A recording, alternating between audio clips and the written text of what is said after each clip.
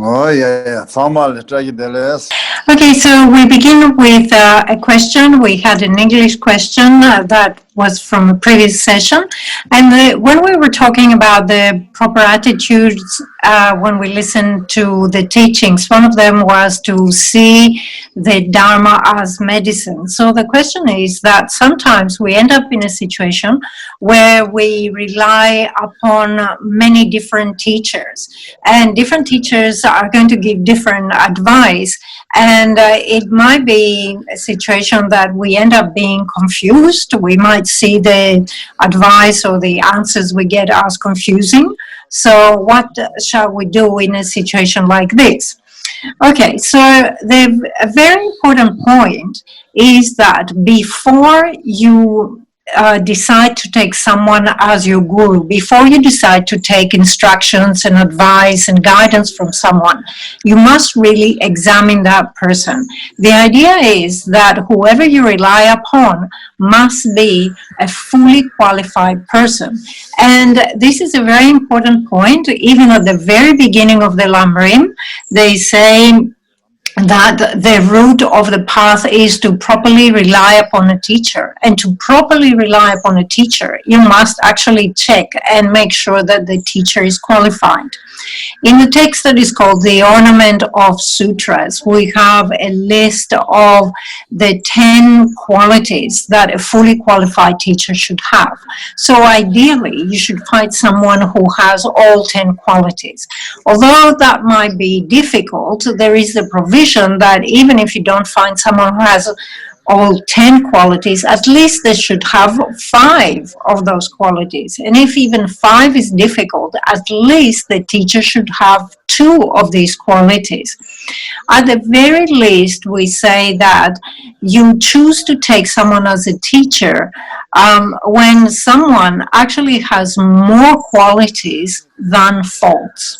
Okay, so it's very important in the beginning to check very good. Now, there is a Kadampa Geshe, and Geshe was saying, I can't quite remember his name, that actually he was asked the same question. Is it best to rely upon many teachers or fewer teachers? And he said, in the beginning, as a beginner, it is best to rely upon few teachers. Once you have advanced and you have trained your mind, it is fine to rely upon many different teachers. So in the beginning, just a few teachers, and apply properly, practice properly exactly what they tell you. Yes. Okay, so Geshe, I just wanted to mention that issue. Saturday we had a technical problem where Geshe is the electricity is not reliable, and you saw we started the session, and very quickly after that we just had to abandon the session. We couldn't go ahead. And today also, just before we started the class, there was a blackout, but thankfully the electricity came back in time and we could start the session. So Geshe says, I want you to always keep in mind that electricity here in India is not reliable. So although we plan for a class, something might happen and the class might not go ahead. So I want you, the students, to always plan some other activity. So plan for this time that, my main activity is the class. But if that Zoom class doesn't go ahead, I am going to do something else. And if you do like this, you will not be like confused, like, oh, my day was dedicated for the class and now the class didn't happen. Now what am I going to do? Like waste of time and so forth. So always be prepared and plan for some, have a plan B, another activity in case we have a problem with the Zoom session. Okay, so where were we in terms of the outlines? We were talking about the 4 greatness of the Lamrim, and we say definitely Lamrim Chenmo has those 4 outlines, so the more extensive Lamrims have those 4 major outlines. So first of all, we have the greatness of the teacher, and this is given in order to generate confidence in the authenticity of the origin of this material. Then we have the greatness of the teaching itself, which is for the sake of generating respect for the material.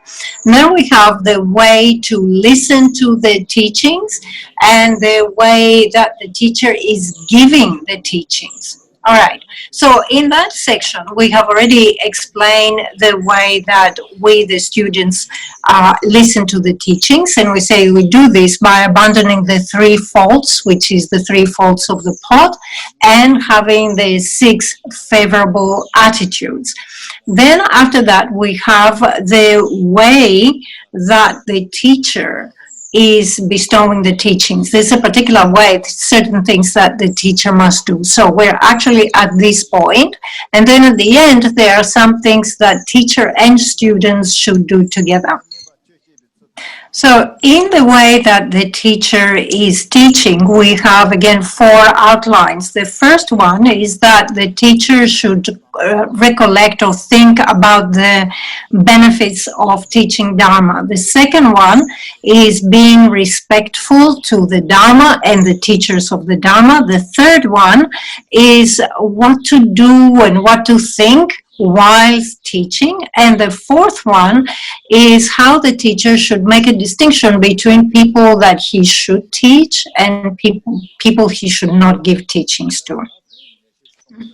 All right, so for the first one, we have about the teacher has to be thinking about the benefits of teaching the Dharma. Actually, there is a list of 20 benefits that are results that come from teaching the Dharma. So they are broken down into different classes of results. So there is a group of 6, there's a group of 4, a group of 9, and then there is a single and an additional one that makes up to 20. And these things include things like, you know, you become more intelligent, your memory becomes more stable, and so on and so forth. We will not go into the whole list. Actually, it's very inspiring and very beneficial to listen to these teachings or to this list that talks about the results and the benefits from teaching the Dharma. It is quite inspiring. However, we don't have the time to go into detail in that. We have to keep going, just moving from one outline to the next. Just keep in mind there is incredible benefit in teaching the Dharma. So we move into the next one, which is to being respectful to the teacher and the Dharma. So whilst the teacher is teaching, has to show respect. So respect to the teacher here refers to Buddha Shakyamuni. So one has to bring into mind that when Buddha Shakyamuni was giving teachings on the Perfection of Wisdom Sutras, with his own hands, he built up a seat, he built up a throne for himself out of respect for the teaching that he was about to give, right? And he put on the garment, the religious garment, and so forth. So bringing that into mind, one has to show respect. Okay, so we move into the next one, which is what the teacher should do and think while teaching. So this expression, what the teacher should think, actually refers to the intention. It refers to the motivation of the teacher. It is very important that when the teacher is giving the teaching, does this out of pure motivation. So he's not doing it for financial benefit, he's not doing it for fame, he's not doing it to amass disciples so that the disciples can serve him, make offerings to him, and so on and so forth. So any such ideas should be totally removed when teaching the Dharma. In addition, we said that when we, as the students, we are listening, we have to listen with the 6 helpful attitudes, such as I'm a patient, the Dharma is like the medicine, the teacher is like the physician, the doctor, and so forth. So when the teacher is also teaching, he should have 5 out of those 6 attitudes. The one that we are omitting is the one that says my diligent practice is the cure. So everything else in that list of 6, which now becomes 5, is something that the teacher should have in mind. Oh yeah, that ne jawa cheda ba sheba ase ta samba da jawa ta jawa de le ane chu shingen ngone ane ga chu sha da ro zang da da chu da ro zang da de ba ro ta do lo zang ko sa ba kan ba ne che tombo lan do ba yin jin dang sa de nge be she de le pe da long da ting zi de ba o da de ne to ne ga jawa te da bo to ne she go res. Okay, so that was about what to think, and then is what to do. So in terms of what to do, the teacher has to come to the teachings clean and fresh, right? So he must have washed, maybe, washed the face at least, wear on clean sets of robes. As he walks down to the teaching, set the motivation. When he comes into the room, he should, offer the prostrations to the throne before ascending to the throne and so forth. So these are activities of the teacher. We come to the fourth one, which is making a difference or the distinction between people he should teach and people he should not teach. So first of all, in the Vinaya, it says that the teacher should not go ahead and start giving teachings without being requested. So it says if you're not requested, you're not giving teachings. This is in Vinaya. However, there is an exception in that, because if the teacher actually sees that the student is the right type of recipient for that teaching, he might take the liberty of bestowing the teaching even though he has not been formally requested by the student. So the first rule is you don't teach unless you are requested. The other rule is that you do not teach people who show a disrespectful attitude. And disrespectful here is like they are standing, or they are lying down, or they're not listening properly, or they are sitting in a seat that is higher than yours, right? So if you see someone in this situation, then you refrain from teaching. Okay, so as you can see, we have quickly gone through the outlines of that section, which is the proper way to listen and the proper way to give the teaching. So first of all, we examine how the students should listen. And today we went into the section of how the teacher should be teaching. Okay, having completed that in this way, the next section is the section of what the teacher and the student do together at the end of the teaching. So what they do together is they do dedication prayers at the end. Okay, so as you can see here, we went through the three. We said that in the Lamrim we should find 4 outlines. And we said from the beginning that in the text that we have chosen, which is the easy path, we do not have the first 3 outlines. So for this reason, we went and explained separately the greatness of the teacher in order to indicate that we have an authentic source. We talk about the greatness of the Dharma in order to generate faith in the material. And then we explain the proper way to listen and the proper way to teach to this material. So if you look at the easy path or the simple path, it is at the beginning, it is missing those 3, and it just begins with how to practice Guru devotion, right? So it jumps into that. So Geshe was saying we can look at an ordinary example in order to relate to those major outlines. So let's say that you go out and you want to buy an object, like something which is something expensive, let's say a computer or a car. Like you want to go out and buy a car, okay? So the first thing that you want to make sure is the make of the car. Okay, so what brand, what make is this car? Okay, because that actually indicates the greatness of is like the greatness of the teacher, the greatness of the source, the greatness, the authenticity of that car that you will buy, right? So we say in our case, these teachings are authentic because they go back to Buddha Shakyamuni, or this car is authentic because I bought it, you know, from the factory or from the proper qualified dealer who sells this car. Okay. The second thing is the greatness of the teaching. The greatness of the teaching is like the greatness of your car. What characteristics, you know, what features, amazing features this car has. Okay. The next is the proper way to listen and the proper way to teach. So once you bought this car, which is a genuine car, and it has these amazing features, you have to know how to use this car, right? Okay, so there's a proper way of using, of driving the car, right? It's got special features. You must come to know how to use this. And obviously, someone has to explain those things to you.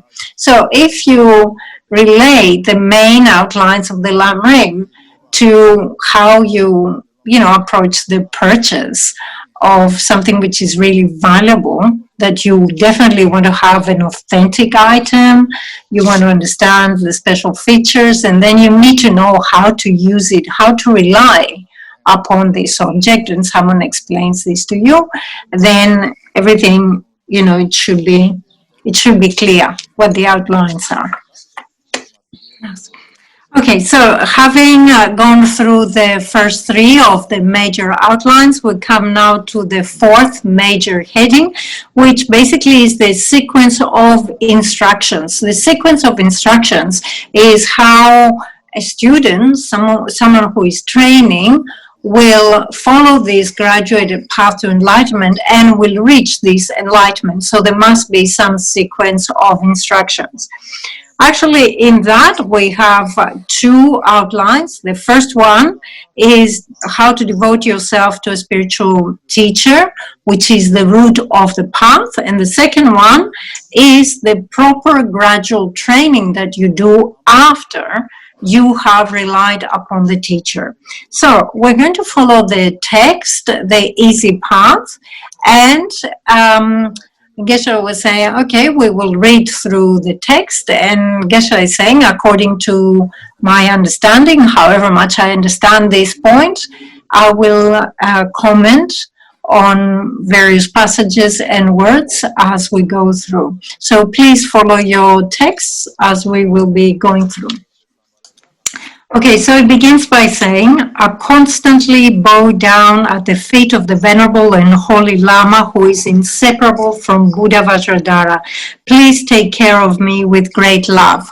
So, first of all, as you can see here, is the expression of homage, or there is a prostration very clearly, and then there is a request to be taken care so that this also this composition will be completed.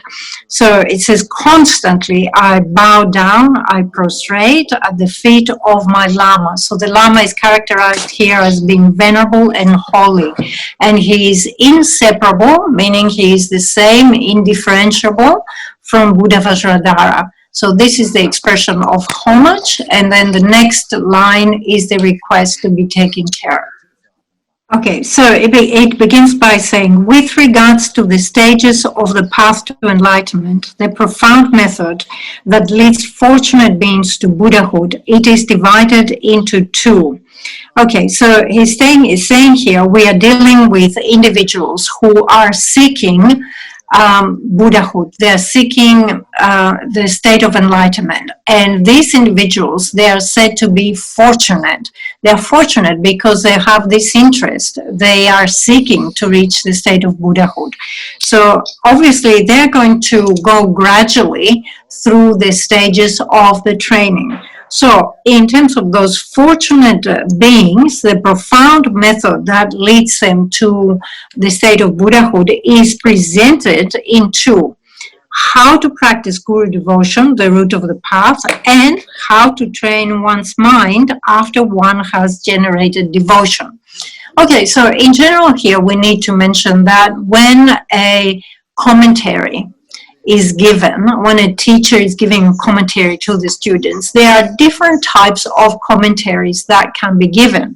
So you can have the word commentary, you can have extensive commentary, you can have concise commentary, you can have the naked or the graphic commentary, you have the informal commentary, or you have a commentary that is given for practical terms. Okay, so let's have a look at again explain the meaning, because we say there are different types of commentaries that you can receive.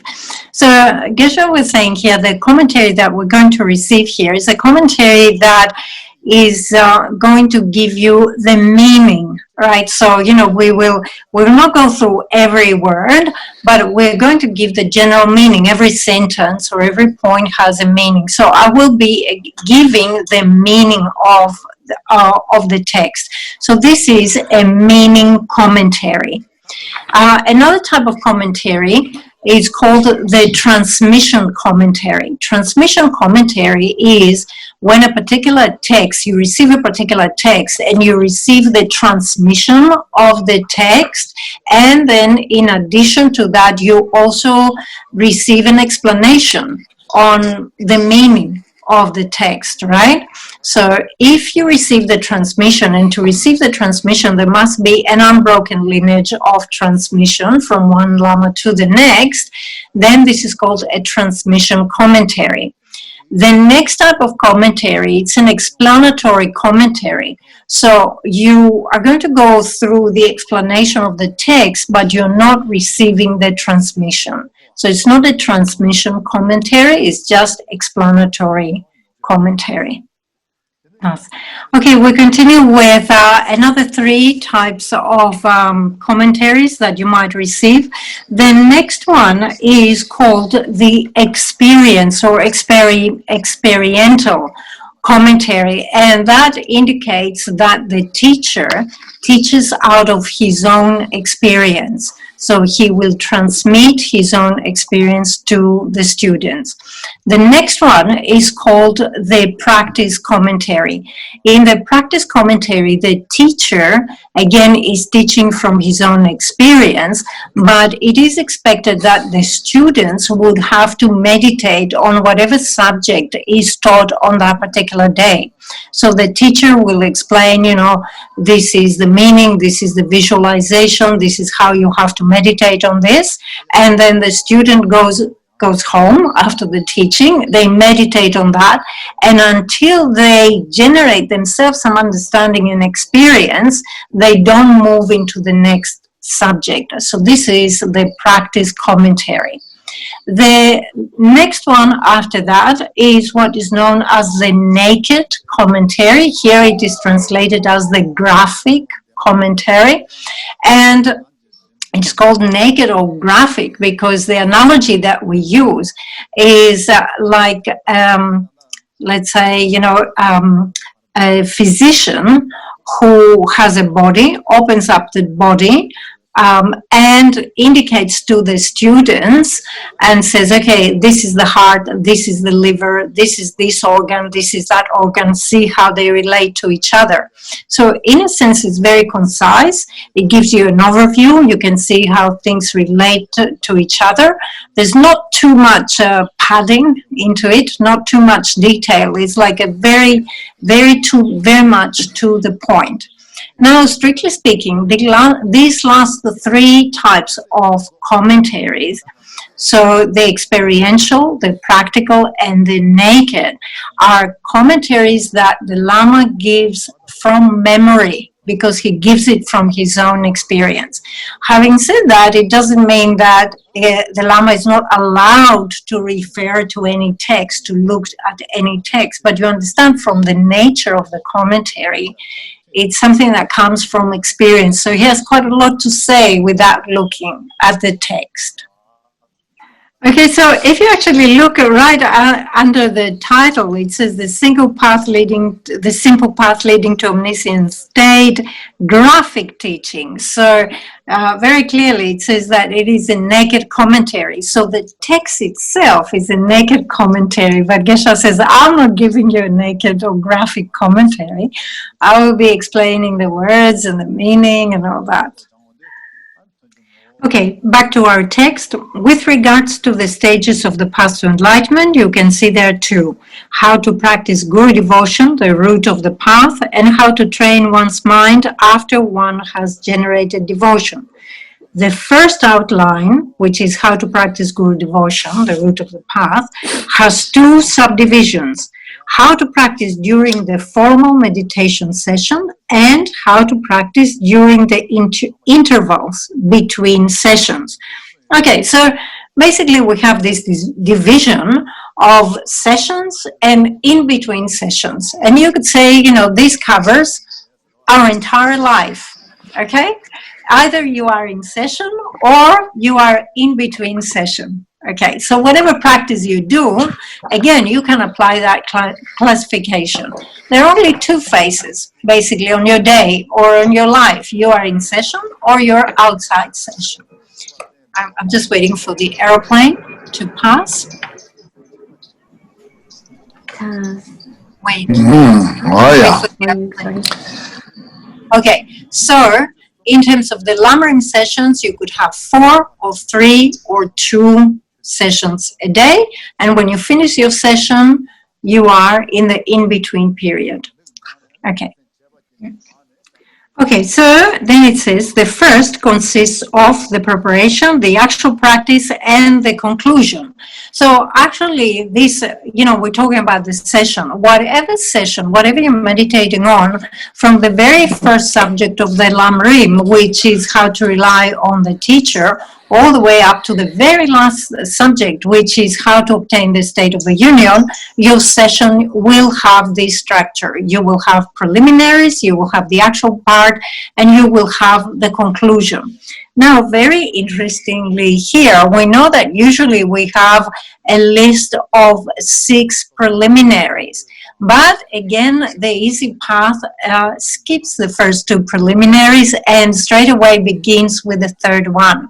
But it is very crucial that we include all the preliminaries, the whole list of the 6 preliminaries. So the first one is that we clean the room and we beautifully arrange representations of the Buddha's body, speech, and mind. That's the first one. The second one is that we arrange beautifully offerings that we have obtained in an honest and honorable manner. And then the third one, which is where the easy path begins, is sit down, assume the formal posture, and this might include either 8 or 7 points, and then go for refuge and bodhicitta, and then you continue from that with the merit field and so forth.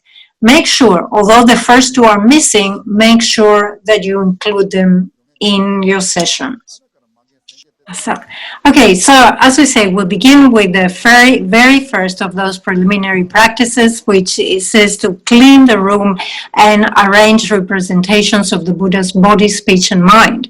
The very first thing we do is that we set our motivation. Before you start cleaning, you set your motivation. So you say, here I am, I have obtained a human body, I have obtained a human rebirth, and I have reached such and such an age, whatever is your age. And just think, up to now, I have not really accomplished much with my life. I have wasted quite a lot of time in meaningless activities. But I should make sure that at least however much time I have remaining, I will do something beneficial and I will try to practice the Dharma properly. And in order to practice properly, I will need to rely upon my Guru and my Lama and my teacher and the Buddha and so forth. And just consider that you know, all the little happiness and the luxuries that we have in this life, we generate attachment to them. However, there is no certainty and there are no guarantees that even if we obtain them, we can keep them. But in order to attain all those things, we create negative karma, and the result of that will be to experience suffering. If we fall into the lower migrations as a result of, you know, karma created through our attachment for those things, not only will we experience various types of suffering, but also over there we will not have the opportunity to listen to Dharma, we will not have the opportunity to practice of Dharma. Therefore, it's very important to consider all the suffering that can follow if we end up in one of the unfortunate migrations. At the same time, it's very good that we develop, you know, considering this, we try to avoid attachment and hatred and the karma that comes from them. We should try to develop a sense of equanimity. In addition to that, we should consider that, you know, all those sentient beings towards which now we have a sense of equanimity, they also undergo similar suffering since beginningless time. So in order to bring about the benefit of all those sentient beings, it is very important that we reach the state of enlightenment. And in order to do this, we are determined to follow this graduated path, this practice of the Lamrim. So, as we say, in the room that you are, probably you have already established an altar, and you have representations there of the Buddhas. So you have to have the attitude that they are the real Buddhas. They are right there in your room. And also because as you will proceed and you will have to establish the field of accumulation, the merit field, if you are inviting all these Buddhas and Bodhisattvas and the deities, it is totally inappropriate that your room is filthy. Out of respect for those enlightened beings that you are inviting, it is appropriate that you properly clean the place. So with this thought, with this motivation, you pick up the broom and you start sweeping, and you say, this dust is not dust, this is attachment, you know, the famous verse. So you're not cleaning to make the place sparkling to impress anybody. You're cleaning out of respect for the merit field that you will be inviting. So as we said, the first thing that we do is we set the motivation, and with this particular motivation, we clean the place. Once we clean the place, we also have to visualize that it is like a pure field. There is this particular verse that comes at the beginning of offering, describing, you know, the qualities of the pure field, that says that it is level and it is soft, and if you step on it, it yields, and so forth. So imagine that the whole place, that the floor is made out of lapis lazuli, and that it is decorated with all the precious substances, that you are within a palace, a mansion, and that the environment both inside and around it is immaculate.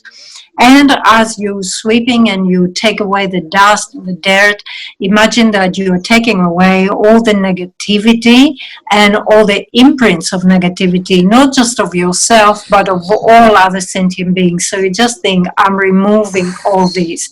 And as I'm removing all this, I'm actually establishing the special pure field for the enjoyment body and the emanation body. So having established this completely pure environment, visualize it completely pure where you practice.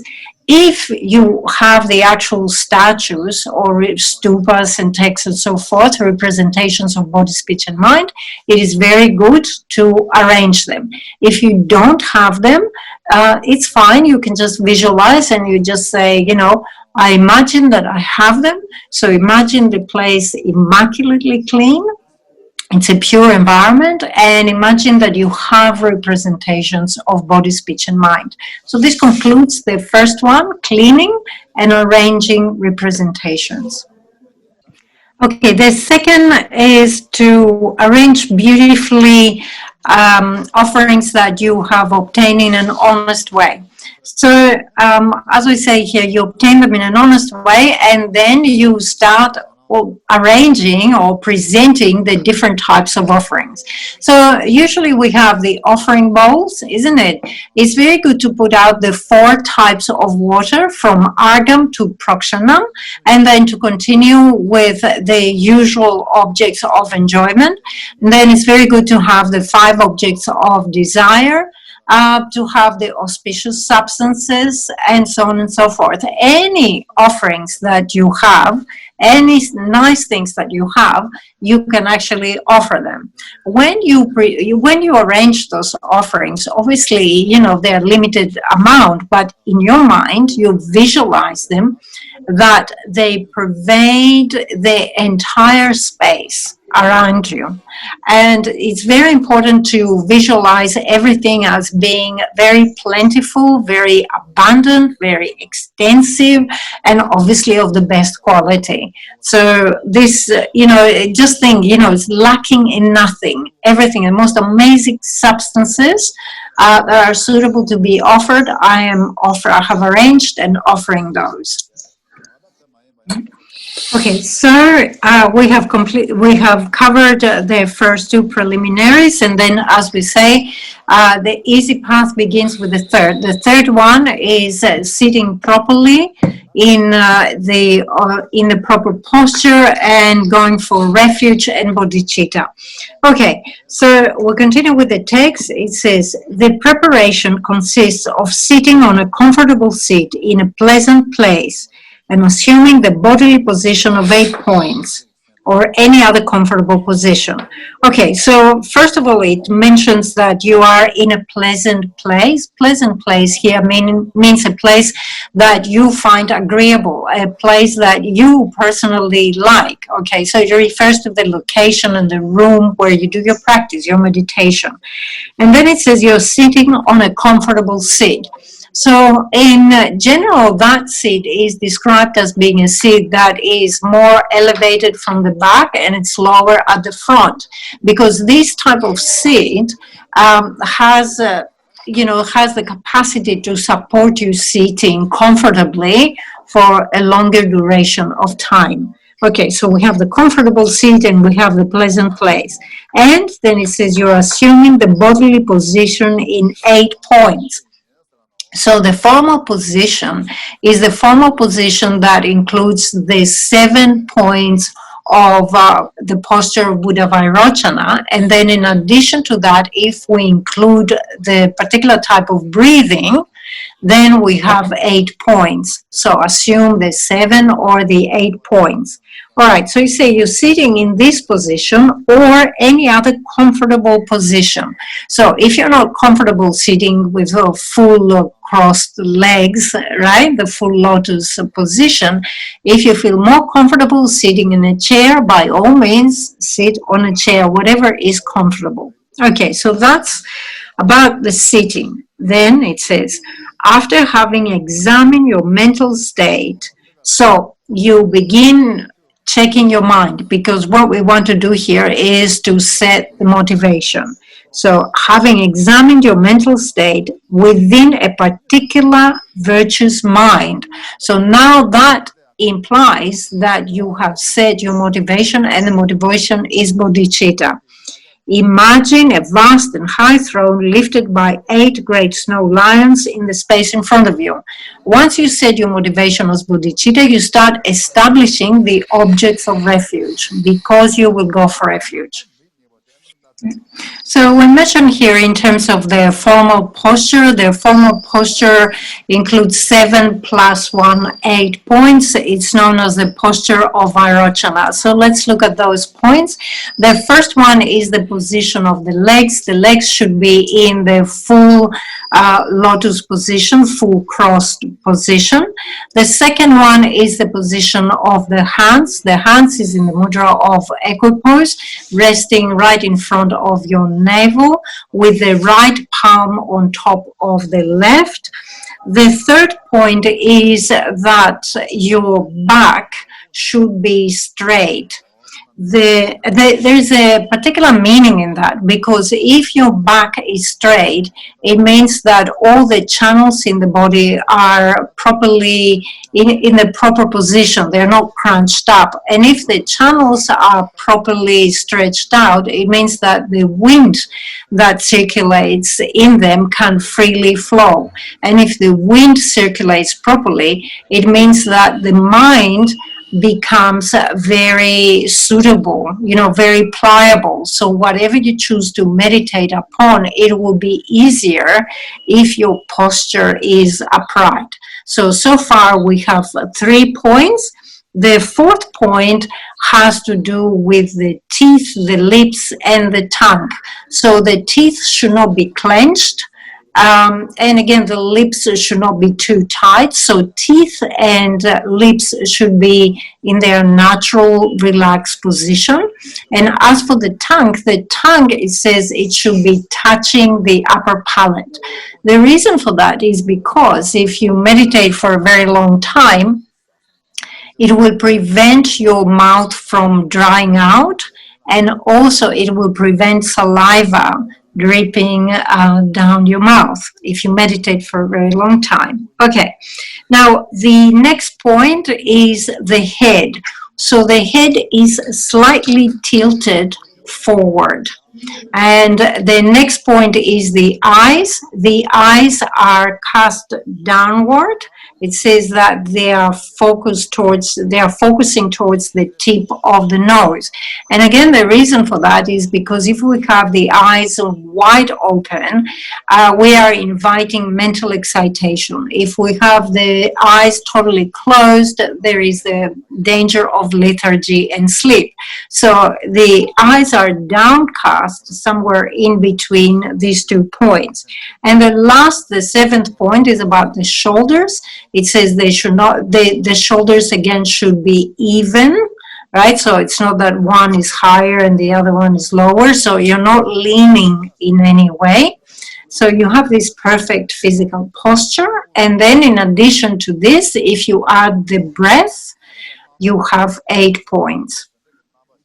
Okay, so we said we have 7 points that have to do with our physical bodily posture. And then in addition to that, we might have the 8th point, which is the breath. The breath here is counting the breaths. However, the 8th point is not always necessary. The reason why we might want to engage in this counting of the breath is that if we have manifest states of afflictions, like if your mind is really upset at the beginning of your session, like due to attachment, to hatred, jealousy, something, your mind is really agitated, obviously what you want to do is you want to calm down the mind.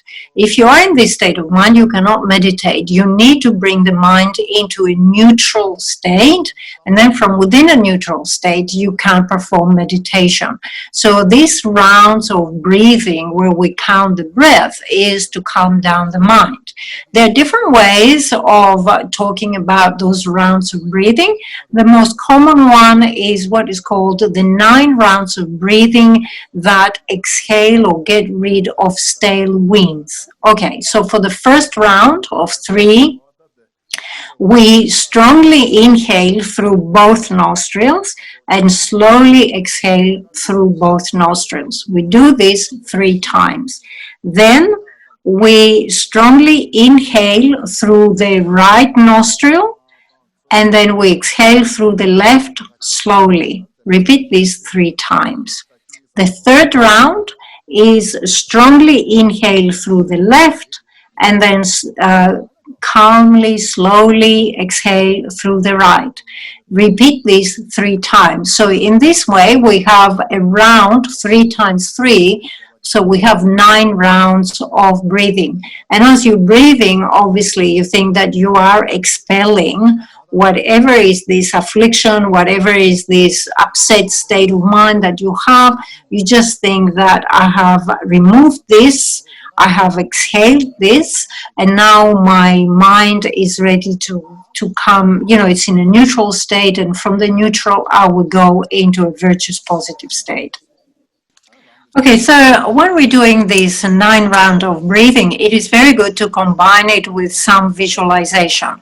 So we say we go through this process of exhaling, and when you exhale, it's very good to imagine that all your afflictions and all the, the various misconceptions that you have in your mind, they exit your body in the aspect of black smoke, like a black cloud that leaves your body and goes out and disappears. Eventually, it's diluted, disappears in space.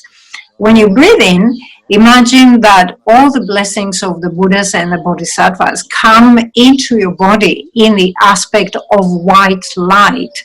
So as you breathe in, you just think, I'm receiving the blessings of all the Buddhas and the Bodhisattvas. So you do this as you go through the 9 rounds of breathing. So ideally, by the end of this, your mind will be pacified. However, sometimes we are under the influence of some very strong afflictions, and we're really upset. And just going through 9 rounds of breathing is not going to do the trick. So if this is the case, we begin to count the breath. So when we say we count the breath, we have 1 exhalation followed by 1 inhalation, and this counts as 1. And then again you repeat exhalation, inhalation, another 1. So it is important that when we say that we count the breaths, it is that the mind is counting the breath. You have to engage the mind into following the breath, that cycle of the breath. And it is said that we do that breathing up to 21. So they say that no matter how strong your affliction is, if you count up to 21, definitely the mind will be pacified. This is based upon the principle that actually the mind cannot multitask. If you give the mind a particular task and say, I want you to focus on breathing, I want you to focus exhalation, inhalation, and count, the mind will focus on that. And that means it will be distracted or it will come away from the affliction. So they say that by counting up to 21, you pacify, you get into neutral state, and then from that you can go into bodhicitta and then refuge.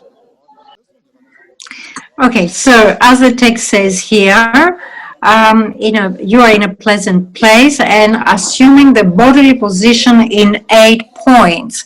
So we have enumerated, there are 7 plus 1, there are 8 points in this particular posture, or in any other comfortable position. So you can see here there is a provision. If you cannot assume the full meditation posture, you can sit on a chair, you can sit in a more relaxed manner. And then it says, having examined your mental state within a particular virtuous mind. So this expression, particular virtuous mind, indicates that you have set the mind of bodhicitta. So having set the mind of bodhicitta, you will go for refuge. So from that point onwards, we have to begin with the visualization of the objects of refuge. And Geshe says now we have covered 1.5 hours. So we can actually stop here and have the remaining of the time for questions and answers. And then next session, we will begin with the objects of refuge, how we go for refuge. So we are ready to receive questions.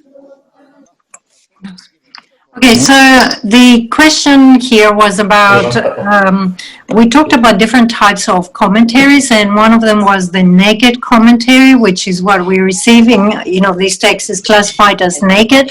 And there was the question if the student must have some specific qualifications to receive this type of commentary. And then in addition to that, in terms of the experimental commentary, the practical commentary, and again the naked commentary, whether they should be this whole issue of the uninterrupted lineage. Okay, so 2 questions in one. Okay, so for the first one, in terms of the qualifications of the students for receiving the naked commentary. Geshe was saying, I haven't found actually any specific reference that says that in order to receive this commentary, you must have this specific characteristics or these qualifications. However, if we go with a general presentation of the qualifications of the student who is a suitable student to receive these Lamrim teachings, first of all, the first characteristic is that the student should be honest. Honest here meaning without having animosity for other groups and having over-attachment for one's own circle of fellow students. So the first characteristic is this honesty. The second one is that the student should be intelligent. Intelligent here in the sense of being able to discriminate between good and bad. The third characteristic is that the students should be yearning for teachings. So we're talking about a student here who is 100% convinced that Lamrim is the type of teaching that they need to have, okay? So basically those three characteristics, they're general characteristics that are needed in any type of commentary.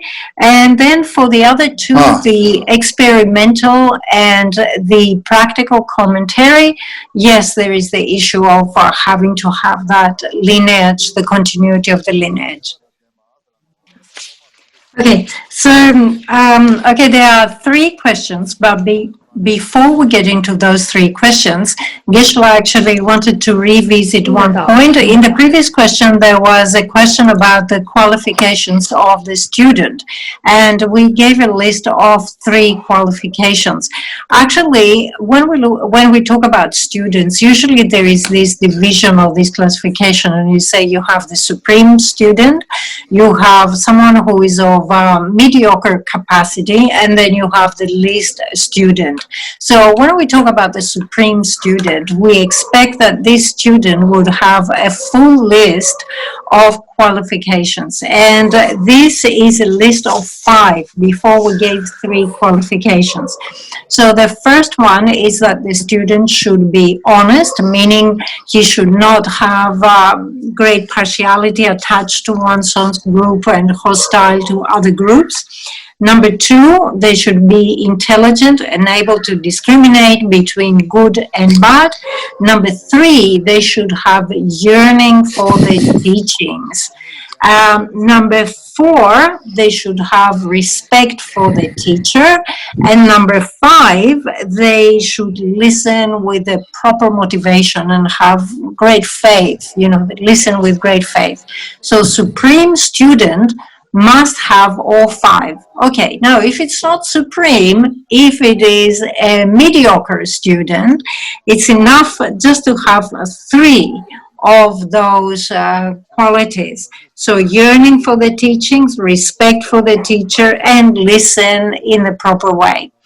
If they are not even the mediocre student, if they are the least of the student, we expect them to have at least to listen with interest and some motivation. So you can see, depending on how many qualities the student has, they will be classified as the best, the medium, or the least. Okay, so all right, so that was to clarify the qualities of the student. Okay, now we start with the questions. There were 3 questions. Okay, so the first question is, we talk about all these preliminaries, and actually there's quite a lot to do in the preliminaries. And someone says, before we even reach the actual state of the meditation, I'm already exhausted with the preliminaries. How should I deal with this? What shall I do? Okay, so the answer to that is that if you find yourself that you don't even make it to the actual part of the meditation, there could be 2 reasons. The first reason is that you're lacking familiarity. There are a lot of practices here, so you're not familiar with those practices. The second one is that actually you're not really convinced about the purpose, the necessity of meditating on the Lamrim. So let's talk about the first one first, lacking familiarity. If you don't have familiarity with those practices, you cannot fit everything, preliminaries and actual part, in one session. So Geshe was suggesting this. Okay, so let's say you put away 2 or 3 months to do practice of the Lamrim. So let's do the things in a very gradual way. So the first day, you just train in the first preliminary, right? Not all the preliminaries, just the first preliminary. Then in the second day, you train in the second preliminary. In the third day, you train in the third preliminary.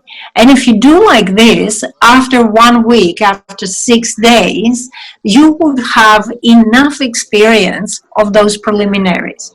Then you can start training in the main practice of the main visualization, meditation, the main practice of the session.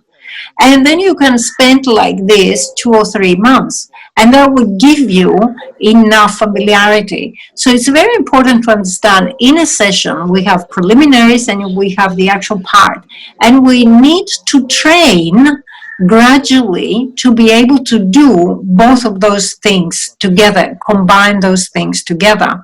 And in the beginning we are not.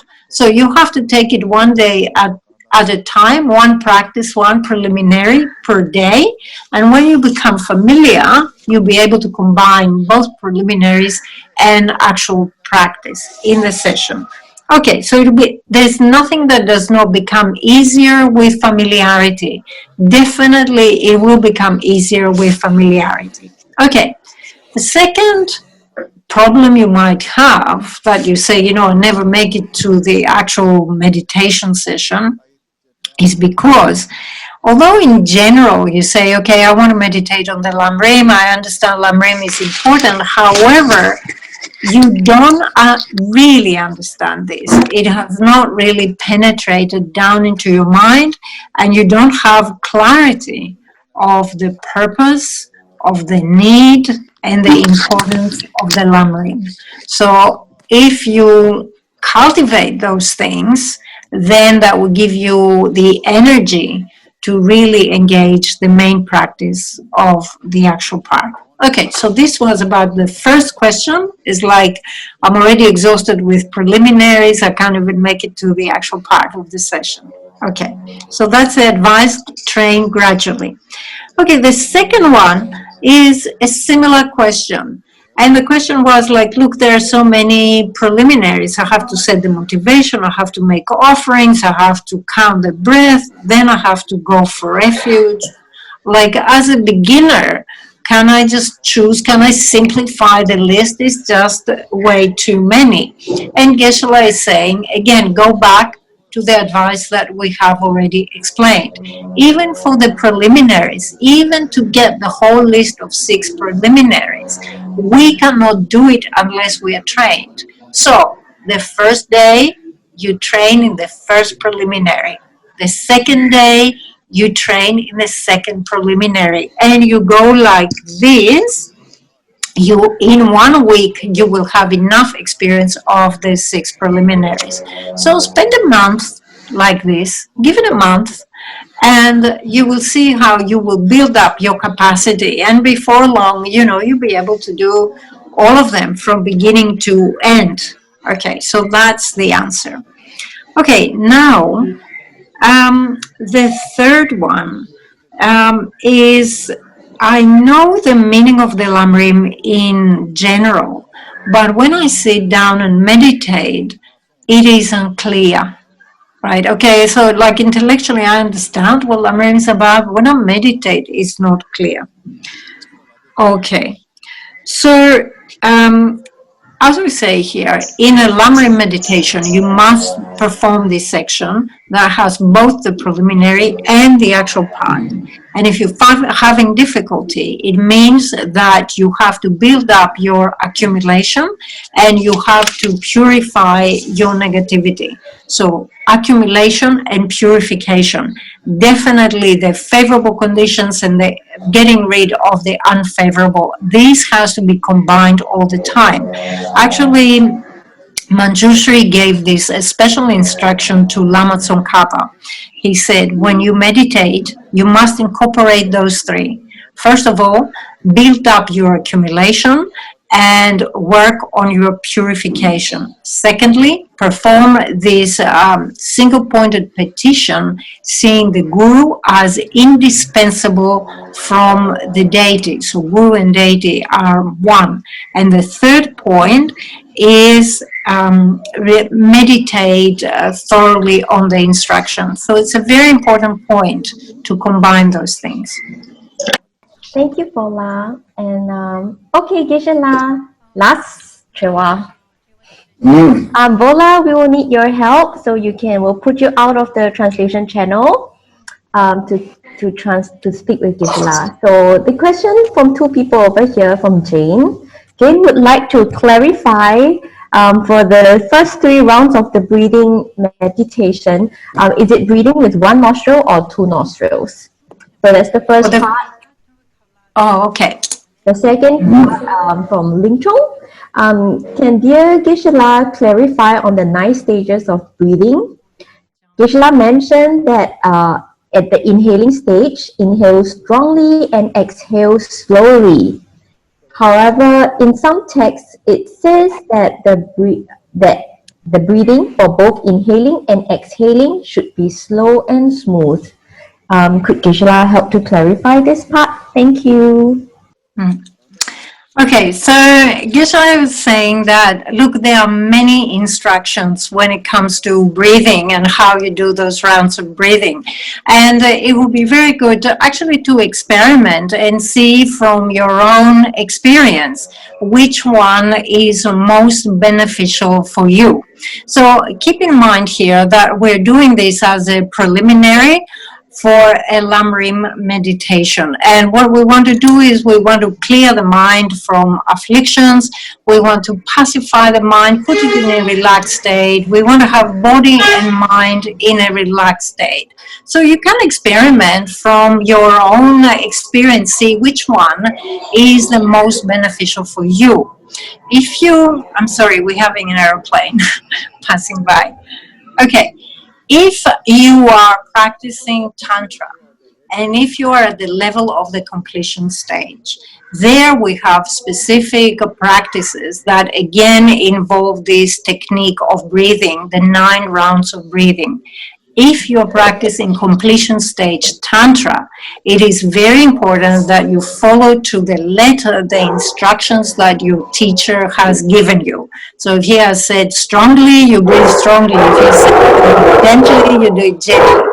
Here, it's preliminary for Lamrim meditation. So you can experiment a little bit and see which one suits you best.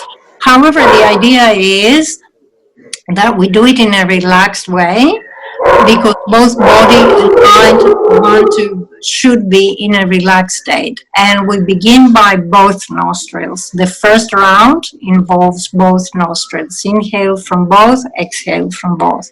So you do 3 times from both. Then you do 3 times inhaling from the right, exhaling from the left. Then you reverse that and you do the last 3. So thank you very much, everyone, for attending the Wednesday session. We'll see you again on Saturday. And we'll come at the conclusion. Since we have attended this Lamrim teaching, we have created quite a lot of merit. So it is appropriate that we do a dedication. So please, everyone, dedicate the merit so that the teachings remain for a very long time and that sentient beings experience happiness and well-being. In particular, let's dedicate that the suffering that is caused by the serious epidemic that is affecting everyone in the world will be quickly pacified and all sentient beings be free from suffering and quickly reach the state of